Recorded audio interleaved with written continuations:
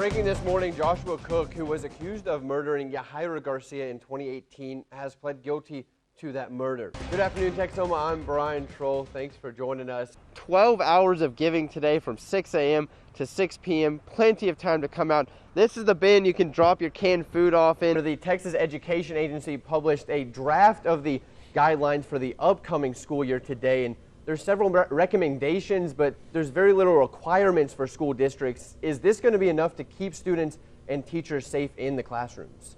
Gyms, salons, and businesses aren't the only ones trying to reopen. Here at the Wichita Falls Faith Mission, this gate has been locked for a couple of months.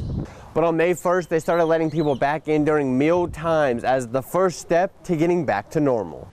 I guess there's a big event or something happening, or y'all just hanging out. Mason Bryant is downtown as the city council has finished its meeting today. We'll get to him shortly, but first, we'll head out to the Wichita Falls ISD Education Center. Well, 2020 has been a bad year for most, but some good things have come out of it, and last night was one of them. This matchup a few weeks earlier than we normally see because of realignment, both teams not in the same district, but they wanted to play this game because of an Archer County rivalry. Why not? Parental guidance definitely suggested, and why am I not surprised it's Nick Cage? He does like everything.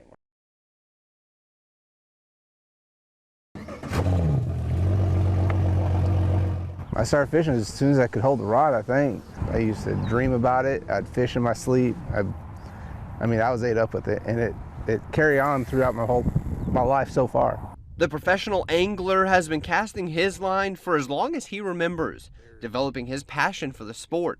But for him, it wasn't always about having something on the other end of the line. I spent a lot of time fishing, going through rehab, because that was the only thing that made me happy besides my family. Brent Homan is a veteran of the U.S. War on Terror. After joining the Army in 1997, he was part of Operation Enduring Freedom and Iraqi Freedom, being sent to multiple parts of Iraq following 9/11. In 2007, as the United States was sending more troops into the country, his life was changed forever. First thing I remember is a flash. Second thing I remember is pain. Third thing I remember is my gunner looking at me with a ghostly look in his face. Homan and his unit had hit an IED. The shrapnel severed the optic nerve in his right eye, his thumb torn to shreds. Bones were sticking out of his arm, but there was one thing he was worried about. I need that thumb. I got to be able to fish. And that's the last thing I remember telling the docs before I went into surgery. And the doctor granted that wish, saving part of his hand, giving him half a thumb to fish with. But I had to relearn how to cast, had to switch hands. In an instant, Homan's passion for fishing became the thing that kept him going. And the only place I felt safe was on the water. It was therapy, pretty much. Therapy outdoors. And with the support of family and sponsors, that therapy has taken the Purple Heart recipient across the country and now serves a much greater purpose. I use this boat as a platform to share my story across the country. When Alex Charlton took the graduate assistant football job at Midwestern State University, he expected to spend March and April on this field for spring ball. But instead, he's gone from the sideline to the front line. Federal government is also deploying approximately 1,000 personnel to New York. That's doctors, that's nurses, it's respiratory technicians. And Charlton was one of many nurses who answered the call. This is it. Let's go and let's just do what I can to help. I'm a small part of what so many people are doing. When he arrived in the city that never sleeps, it was an experience he thought he would never witness, and one he won't soon forget. I mean, there's nobody on the streets. There's nobody in the subways. Buses are empty. Obviously, everything's closed down. I mean, you'd expect all that, but I mean, it's just so different. He is now at Mount Sinai Hospital in the middle of Manhattan, the epicenter of the New York hotspot. And though he is treating more than just COVID-19 patients, he says one thing is noticeably different. You treat everybody as they have coronavirus because you just don't know. After seeing it firsthand, he understands even more why staying at home is necessary. They make a big deal of the social distancing is they just don't want a huge influx. If everybody in America at once runs to the hospitals, there's going to be a line through the next county and probably further at every hospital, and it's just bad outcomes will happen. Charlton says he's scheduled to stay in New York till May 30th, but will stay longer if they need him, and will continue his football work from the Big Apple while looking forward to the day he can get back on the field with his fellow Mustangs. Brian Shrull, News Channel 6.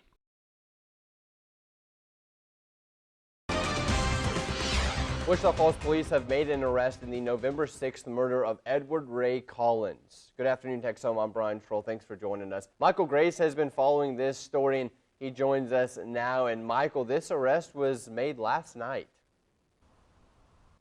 Well, it was a cold start to the morning, and it's not really warming up today. Garrett James joins me now. And Garrett, it's an active radar, just not really in our area. Yeah, that's right.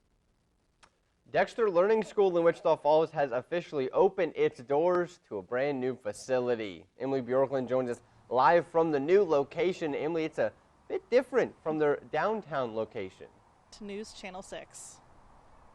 Coming out of the Thanksgiving holiday, the possibility of being exposed to COVID-19 is something many are thinking about, and that includes county health leaders. Amy Fagan with the Wichita Falls Wichita County Public Health District says the spike in cases could mean changes to contact tracing and put more strain on hospitals like United Regional. Anyone who is experiencing COVID-19 symptoms or believes they might have been exposed to the virus, healthcare leaders encourage you to go get tested.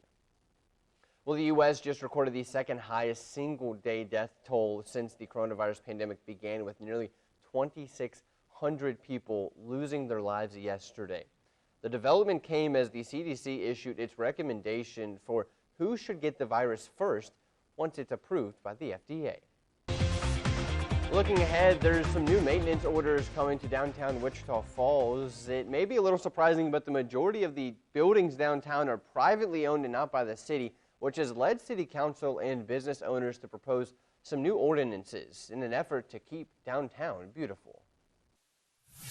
The new guidelines for maintenance include interior and exterior upkeep, as well as owners getting annual inspections. The City Council has also proposed new zoning laws, which are expected to happen next year.